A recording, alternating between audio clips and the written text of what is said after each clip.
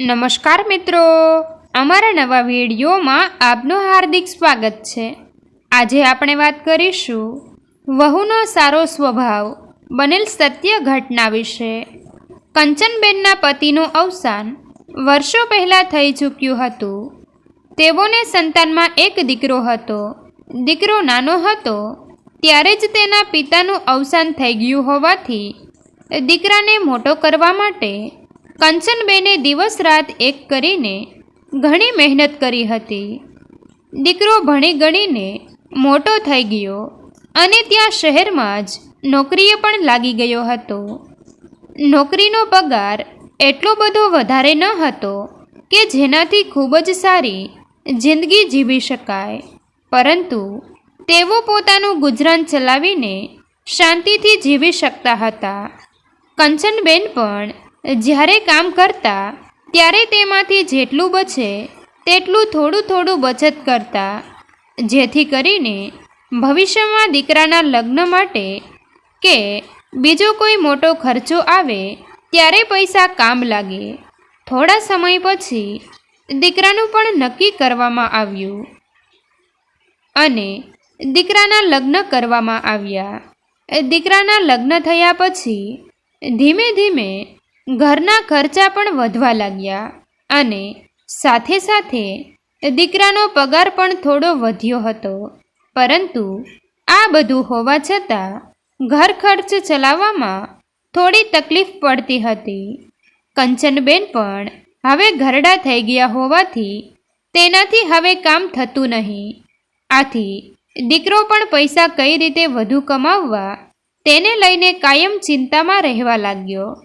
તે કાયમ વિચારતો રહેતો કે કઈ રીતે શું કરવું તો તે પૈસા વધુ કમાઈ શકે। ઘણા બધા વિચારો કર્યા પછી તેને એક નિર્ણય લઈ લીધો, પરંતુ પહેલાંની જેમ આ નિર્ણય હવે તે લઈ અને બધું પૂરું થઈ જાય તેવું નહોતું। નિર્ણય લીધા પછી આ નિર્ણય પત્નીને પણ કહેવો પડે અને માતાને પણ કહેવો પડે। જો બંનેની સહમતિ હોય તો જ આ નિર્ણય તે કરવા માંગતો હતો। નિર્ણય થોડો અઘરો પણ હતો। તે દિવસે તેને નક્કી કરી નાખ્યું કે આજે તો નોકરી પરથી ઘરે જઈને હું ઘરે આ વાત કરી લઈશ। તે ઘરે થોડો મોડો આવ્યો હતો અને આવ્યો ત્યારે તેના માતા સૂઈ ગયા હતા અને પત્ની રૂમમાં હતી, એટલે તેને વિચાર્યું કે પહેલાં તે પત્નીને વાત કરી લેશે અને ત્યાર પછી તેના માતાને પણ જણાવશે। એટલે તે બંને રૂમમાં વાતો કરવા લાગ્યા। આ બાજુ તેની માતા કંચનબેનની ઊંઘમાં ખલેલ પડી જ્યારે તેને ઝીણો ઝીણો કોઈની વાતો કરવાનો અવાજ આવી રહ્યો હતો। આમ તો તેને ઊંઘ ખૂબ જ મોડી આવતી, પરંતુ આજે થોડા વહેલા સૂઈ ગયા હતા। એવામાં અચાનક આ વાતો કરવાનો અવાજ આવ્યો એટલે તેની નીંદર ઉડી ગઈ। પોતાના દીકરા અને વહુના રૂમમાંથી અવાજ આવી રહ્યો હતો। દીકરો તેની પત્નીને કહી રહ્યો હતો કે હવે મારાથી આનાથી વિશેષ કશું થઈ શકે તેમ નથી। મારો પગાર ઓછો પડી રહ્યો છે અને આપણે પૈસાની અછત થઈ રહી છે, એટલા માટે હું ઘણા સમયથી સોલ્યુશન વિચારી રહ્યો હતો। એવામાં મને અમદાવાદમાં સારી નોકરી મળી ગઈ છે, પરંતુ આપણે ત્યાં 3 જણા નહીં રહી શકીએ, કારણ કે ત્યાં ભાડે રાખેલો રૂમ ખૂબ જ નાનો છે અને સાથે સાથે એવું પણ ન થાય કે ત્યાં મોટું ઘર ભાડે લઈએ, કારણ કે ભાડું ખૂબ જ વધારે છે અને જો તમે અહીંયા પણ ભાડે રહો અને હું ત્યાં પણ ભાડું આપું તો એ પણ પોસાય તેમ નથી। એટલે હું એવું વિચારી રહ્યો છું કે માતાને આપણે નજીકના કોઈક વૃદ્ધ આશ્રમમાં રાખીશું અને આપણે ત્યાં રૂમમાં રહીશું। કંચનબેન આ બધું સાંભળી રહ્યા હતા। તેની આંખો ભીની થઈ ગઈ। ભાવુક થઈને પોતે પણ વિચારવા લાગ્યા કે હજુ તો દીકરાના લગ્નને 6 મહિના પણ નથી થયા અને વહુએ એના ઉપર કેવો પોતાનો રંગ ચડાવી દીધો છે કે મારો દીકરો કેવું વિચારવા લાગ્યો છે. આ વાત સાંભળીને વહુને તો મજા પડી જશે, કારણ કે તેના મનમાં તો આ જ ઈચ્છા હશે.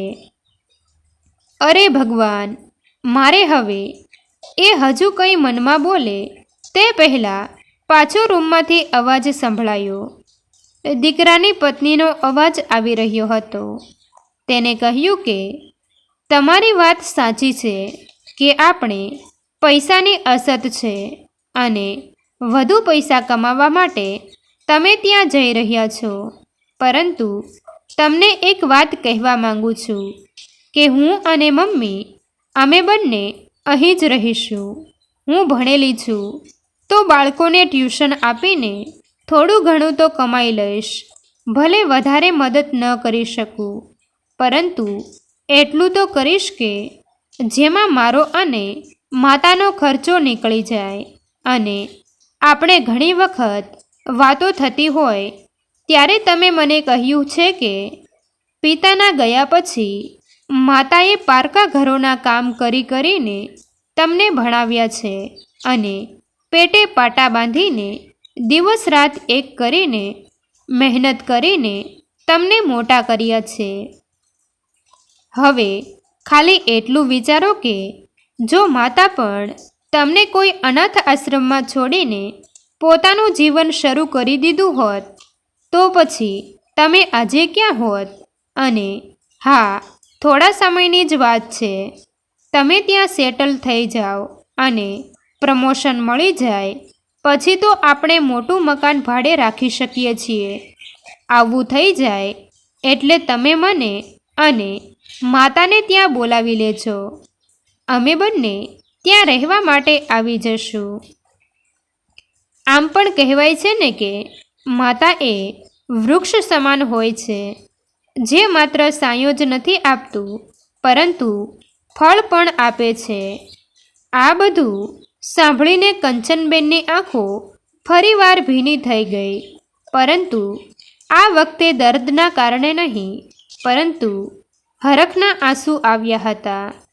6 મહિનામાં તો તે વહુને સાચી ઓળખી પણ નહોતા શક્યા અને વહુના મોઢેથી આવી વાત સાંભળીને તેને થઈ ગયું કે તેને વહુના સ્વરૂપમાં એક ખૂબ જ સારી દીકરી મળી ગઈ છે.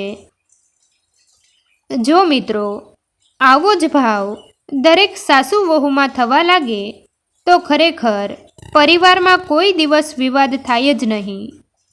મિત્રો, તમને જો આ વિડીયો પસંદ આવ્યો હોય તો વિડીયોને લાઈક અને તમારા અન્ય સગા સંબંધી મિત્રો સાથે વિડીયોને શેર કરવાનું ભૂલતા નહીં.